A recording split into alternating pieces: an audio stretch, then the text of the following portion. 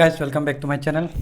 Hinna video এটা দিছিলো আৰু তাত ভিডিওটোত কৈছিলো কি অইল ইণ্ডিয়া লিমিটেড মানে এপ্ৰেণ্টিছশ্বিপৰ কাৰণে এপ্লাই কৰিবলৈ কি কৰিব লাগিব আৰু তাত বহুতে সুধিছিলে মোক বস্তুতে সুধিছিলে দীপাংকৰে সুধিছিলে তাৰপিছত আৰু দুজন মানে সুধিছিলে সো মই ভাবিলোঁ ইয়াতে এই ভিডিওটোত জনাই দিওঁ কেনেকৈ এপ্লাই কৰিব লাগিব অকল অইলত বুলিয়ে নহয় যিকোনো এপ্ৰেণ্টিছশ্বিপ কৰিবলৈ প্ৰথমতে আমি নেটছত ৰেজিষ্টাৰ কৰিব লাগিব নেটছ হ'ল নেশ্যনেল এপ্ৰেণ্টিছশ্বিপ ট্ৰেইনিং স্কিম প্ৰথমতে আপোনালোকে নেটছত গৈ গোটেই আইডি এটা বনাই ল'ব লাগিব আইডিটো বনাই যোৱাৰ পিছত তাতে আপোনালোকে এপ্লাই কৰিব পাৰিব য'তে হওক যিকোনো অৰ্গেনাইজেশ্যনত আপুনি এপ্লাই কৰিব পাৰিব আৰু মই এতিয়া কেনেকৈ এপ্লাই কৰিব লাগে গোটেই প্ৰচেছটো দেখাইছোঁ আপোনালোকে ভিডিঅ'টো চাই থাকক ভিডিঅ'টো আৰম্ভ কৰাৰ আগতে কৈ লওঁ যে যিসকলে তোমালোকে পলিটেকনিক এতিয়া কমপ্লিট কৰা নাই সেইসকলে ৰেজিষ্টাৰ কৰিব নোৱাৰা সেইটো মাৰ্কশ্বিট নহ'লে প্ৰভিজনেল চাৰ্টিফিকেটৰ যিকোনো এখন তোমালোকক লাগিব ইয়াতে ৰেজিষ্টাৰ কৰিবলৈ সেইটো কাৰণে তোমালোকে নোৱাৰিবা যিহেতু মাৰ্কশ্বিটখন পোৱাৰ অলপ দেৰি হয় সেইটো কাৰণে তোমালোকে মই প্ৰভিজনেল চাৰ্টিফিকেট দিয়ে মই এপ্লাই কৰিছিলোঁ আৰু প্ৰভিজনেল চাৰ্টিফিকেটখন পাবলৈ কি কৰিব লাগিব তোমালোকৰ যেতিয়া ৰিজাল্ট দিব ৰিজাল্ট দিয়াৰ পিছত যদি তোমালোকৰ অল ক্লিয়াৰ থাকে তেতিয়াহ'লে তোমালোকৰ মাৰ্কশ্বিটখন পাওঁতে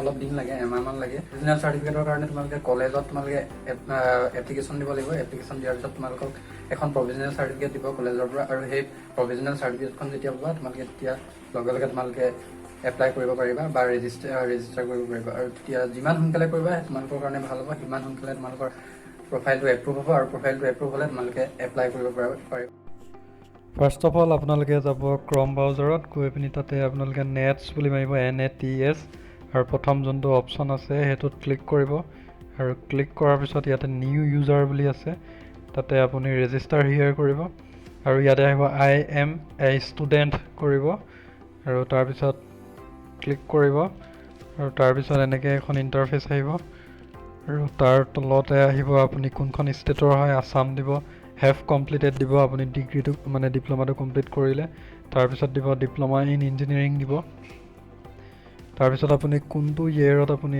পাছ আউট সেইটোত দিব আৰু তাৰপিছত আপুনি ৰেগুলাৰ বুলি দিব আপুনি ৰেগুলাৰলি কৰিছিলে তাৰপিছত আপোনাক সুধিব আগতে আপুনি কিবা এপ্ৰেণ্টিছশ্বিপ কৰিছে নেকি তাতে ন দিব তাৰপিছত তলত সুধিব আপোনাৰ কিবা এক্সপিৰিয়েঞ্চ আছে নেকি তাতে আপুনি ন দিব আপুনি যিহেতু আগতে কৰা নাই এইটো ফাৰ্ষ্ট টাইম হয় আপোনাৰ so' do you have any work experience এইটোত ন দি দিব তাৰপিছত কংগ্ৰেটছ বুলি আহিব আৰু ইয়াতে আপোনাৰ কি বস্তু লাগিব সেইখিনি গোটেইখিনি দিয়া আছে ডকুমেণ্টছ আধাৰ কাৰ্ড লাগিব ভেলিড ইমেইল লাগিব তাৰপিছত মোবাইল নাম্বাৰ লাগিব পাছপৰ্ট চাইজ ফটো লাগিব JPEG ফৰ্মেটত 200 KB লেছ দেন হ'ব লাগিব আধাৰ আৰু স্কেন বেংক একাউণ্ট ডিটেইলছ লাগিব তাৰপিছত কোৱালিফাইং ডিগ্ৰী প্ৰফেচনেল চাৰ্টিফিকেট এইখিনি লাগিব PDF ফৰ্মেটত তাৰপিছত ফাৰ্ষ্ট পেজটো লাগিব বেংকৰ আৰু সেইটো PDF ফৰ্মেটত লাগিব আৰু লেছ দেন 1 MB হ'ব লাগিব এই গোটেইখিনি ভালকৈ আপুনি বনাই ল'ব আগতীয়াকৈ মানে PDF ফৰ্মেটত বনাব লাগিব এইকেইটা ভালকৈ পঢ়ি ল'ব এইখিনি গোটেইখিনি চোৱাৰ পিছত আপুনি দিব I have above ডাটা মাৰি দিব ক্লিক কৰি দিব তাৰপিছত আহিব প্ৰাইমেৰী ইমেইল ID তাতে আপুনি নিজৰ যোনটো ভেলিড ইমেইল ID সেইটো ইমেইল IDটো দিব দি পিছত তাৰপিছত চেণ্ড OTP বুলি দিব তাৰপিছত মেইল এটা যাব মেইলটোত OTP এটা যাব সেই OTPটো আপুনি ইয়াতে দিব আৰু দিয়াৰ পিছত ক্লিক কৰিব কণ্টিনিউ কৰিব তাৰপিছত আপুনি ফোন নাম্বাৰ দিব লাগিব এটা ভেলিড ফোন নাম্বাৰটো আপুনি দিব দিয়াৰ পিছত ফোন নাম্বাৰটো দিয়াৰ পিছত ইয়াতে আপুনি চেণ্ড OTPত ক্লিক কৰিব তাৰপিছত আকৌ ফোন নাম্বাৰটো OTP এটা যাব আৰু সেই OTPটো আপুনি ইয়াতে দি দিব এনেকৈ OTPটো মৰাৰ পিছত কণ্টিনিউ কৰিব তাৰপিছতে আহিব চিলেক্ট এ পাছৱৰ্ডটো এনেকুৱা দিব য'ত মানে কেৰেক্টাৰ সকলোখিনি থাকে নাম্বাৰ এটা তেনেকৈ এটা ষ্ট্ৰং পাছৱৰ্ড এটা দিব তাৰপিছত আপুনি নেম অফ দ্য ষ্টুডেণ্ট আপোনাৰ নামটো ইয়াতে দিব নামটো আপুনি দিয়াৰ পিছতে আপুনি গোটেইটো দিয়াৰ পিছতে ছেভ এণ্ড কণ্টিনিউ কৰিব আৰু ছেভ এণ্ড কণ্টিনিউ কৰাৰ পিছত এনেকৈ নেক্সট পেজ এটা তেতিয়া খোল খাব ইয়াতে লিখা আছে ডিয়াৰ ষ্টুডেণ্ট কিবাকিবি লিখা আছে গোটেইখিনি তাৰপিছত এই তলতে বাই ক্লিকিং সেইটোত ক্লিক কৰি দিব তাৰপিছত এগ্ৰি এণ্ড কণ্টিনিউ কৰি দিব তাৰপিছত ইয়াতে আহিব এইখিনি বেছিক ইনফৰমেশ্যন এইখিনি তাৰপিছত আহিব তলত এইখিনি কমিউনিকেশ্যন ইনফৰমেশ্যন তেনেকৈ গোটেইখিনি বেংকৰ ইনফৰমেশ্যন, এই গোটেইখিনি আপুনি ইনফৰমেশ্যন ইয়াতে দিব লাগিব। গোটেই ফাদাৰ নেম মাদাৰ নেম দিয়াৰ পিছত এতিয়া গভৰ্ণমেণ্ট ID এটা দিবলৈ ক'ব। তাতে আপুনি পান কাৰ্ড নহ'লে ভোটাৰ আধাৰ যিকোনো এটা দিব পাৰে। তাৰপিছত ID-টো নাম্বাৰটো দিব, তাৰপিছতে দিব জেণ্ডাৰটো মেল নে ফিমেল। তাৰপিছত আপুনি আপলোড কৰিব লাগিব যোনটো আপুনি ডকুমেণ্ট দিছে তাৰে PDF ফৰ্মেটত দিব লাগিব, <1 MB হ'ব লাগিব। তাৰপিছত আপলোড কৰিব, আপলোড কৰাৰ পিছত এনেকৈ কমিউনিটি চিলেক্ট কৰিব। কমিউনিটি চিলেক্ট কৰাৰ পিছত মাইনৰিটি নেকি আপুনি সেইটো চিলেক্ট কৰিব, যদি ন হয় ন দিব। তাৰপিছত পাৰ্চনেল উইথ ডিজেবিলিটি এইটো ন দিব। তাৰপিছত আহিব কমিউনিকেশ্যন ইনফৰমেশ্যন, তাৰপিছত ইয়াতে গোটেইখিনি আপুনি ইনফৰমেশ্যন দি দিব।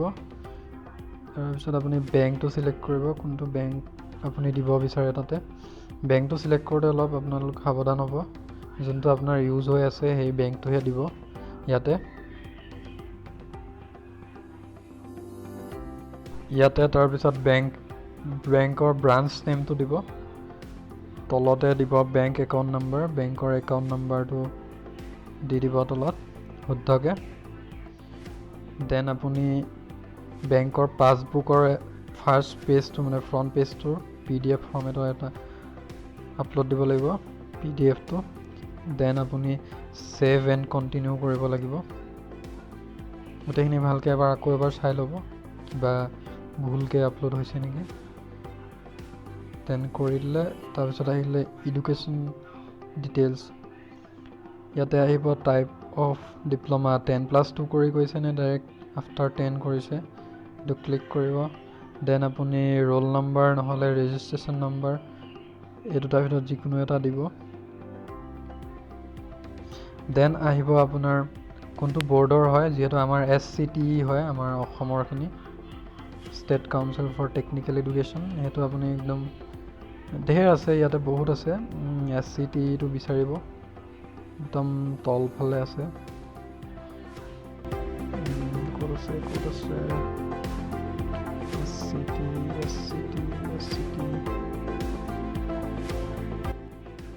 State council for technical education, এইটোত ক্লিক কৰিব।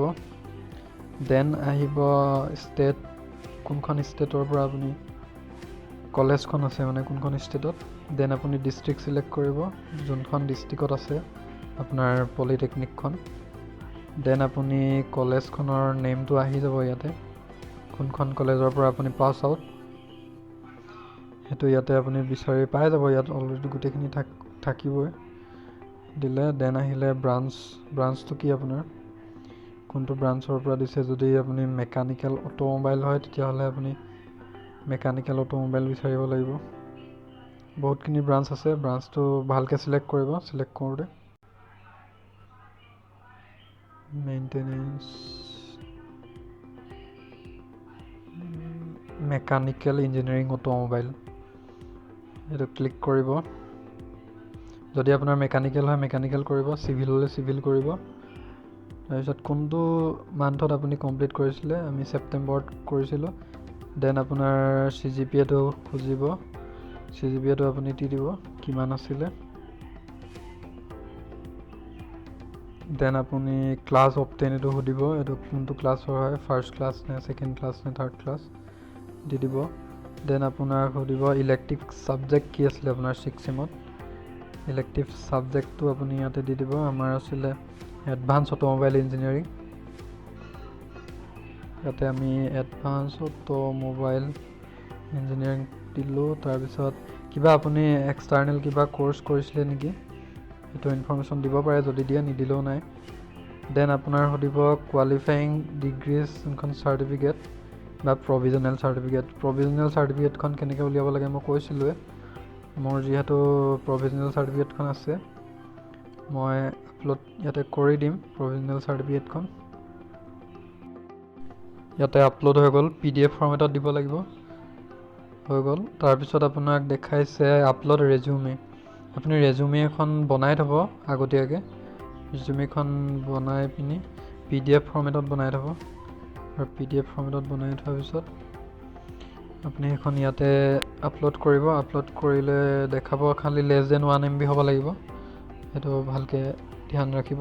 তাৰপিছত আহিব প্ৰিফাৰেঞ্চ অফ ট্ৰেইনিং, কিহৰ ওপৰত আপুনি মানে প্ৰিফাৰেঞ্চ দিব পাৰে ট্ৰেইনিংটো। Construction, automobile, communication, project execution, transportation দি দিব পাৰে আপুনি যি হয় আৰু। এইখিনি একচুৱেলি আপুনি গোটেইখিনি ক্লিক কৰিলেও কৰিব পাৰে। তাৰপিছত কোনখন ষ্টেটত কৰিব বিচাৰে, আছাম দিলেও। ছেকেণ্ড অপশ্যনো আপুনি কোনখন ডিষ্ট্ৰিক্টত কৰিব বিচাৰে, মই ইয়াতে আপোনাক এনেই কৰি দেখাইছোঁ, লখিমপুৰ দিলোঁ। দেন আপুনি আকৌ ছেকেণ্ড চইচ যদি আকৌ বেলেগ ষ্টেটত বিচাৰে তেতিয়াহ'লে দিব পাৰে। মই আকৌ আছামেই দিলোঁ। দেন মই ডিষ্ট্ৰিক্ট দিলোঁ, বাক্সা দি দিলোঁ। থাৰ্ড অপশ্যন আকৌ বিহাৰ দিলোঁ। বিহাৰ দিয়াৰ পিছত ভাগলপুৰ দি দিলোঁ। তেনেকৈ আপুনি চইচ কৰিব পাৰে। দেন আপুনি আকৌ আছাম দিলোঁ ইয়াতে, ছেকেণ্ড আকৌ আছাম দিলোঁ। তাৰপিছত গোটেইখিনি চাই মেলি ক্লিক কৰিব তলৰ বক্সটোত। দেন আপুনি ছেভ এণ্ড প্ৰিভিউ কৰিব। গোটেইখিনি আপুনি এবাৰ চাই ল'ব। তাৰপিছত তলতে ক্লিক কৰি দিব। ক্লিক কৰি দিয়াৰ পিছত আপোনাৰ প্ৰফাইলটো বনাই হৈ গ'ল। এতিয়া আপোনাৰ কিমান দিন লাগিব ঠিক নাই, কিছুমানৰ 10 দিন লাগিব, কিছুমানৰ 5 দিন লাগিব, কিছুমানৰ এমাহো লাগে। দেন আপোনাৰ এটা এনৰলমেণ্ট ID আহিব। সেই এনৰলমেণ্টটো ID অহাৰ পিছতহে আপুনি এপ্লাই কৰিব পাৰিব। যদি আকৌ এই নেটছত আপুনি লগ ইন কৰিব বিচাৰে তেতিয়াহ'লে আকৌ ইমেইলটো মাৰিব, পাছৱৰ্ডটো মাৰিব। দেন এটা কেপচা আহিব, সেই কেপচাটো মাৰি দিব। মাৰি দিলে এনেকৈ এখন ইণ্টাৰফেচ আহিব। ইয়াত লিখা আছে আপোনাৰ মানে ভেৰিফিকেশ্যনৰ কাৰণে পেণ্ডিং হৈ আছে। যেতিয়া আপোনাৰ হৈ যাব ভেৰিফাইড তেতিয়া এটা এনৰলমেণ্ট ID পাব, আৰু এনৰলমেণ্ট IDটো পোৱাৰ পিছত আপুনি এপ্লাই কৰিব পাৰিব এপ্ৰেণ্টিচিপৰ কাৰণে। মোৰ অলৰেডি যোনটো ভেৰিফাইড হৈ আছে সেই IDটোৱেদি আপোনাক খুলি দেখাম, সেইটো ইমেইলেদি কেনেকুৱা ইণ্টাৰফেচ আহে আপোনালোকে দেখিব পাব। এইটো দিলোঁ, এইটো বেলেগ হয় মোৰ আগৰটো। কেপচাটো এতিয়া মাৰিলোঁ, লগ ইন কৰিলোঁ। লগ ইন কৰাৰ পিছত অলপ টাইম লাগে, এইটো শ্ল' হয় অলপ ছাইটটো। এনেকৈ আহিব, এই IDটো দেখিছে নহয়, ID বুলি EASD, সেনেকৈ এটা আপোনাৰ ID এটা আহিব।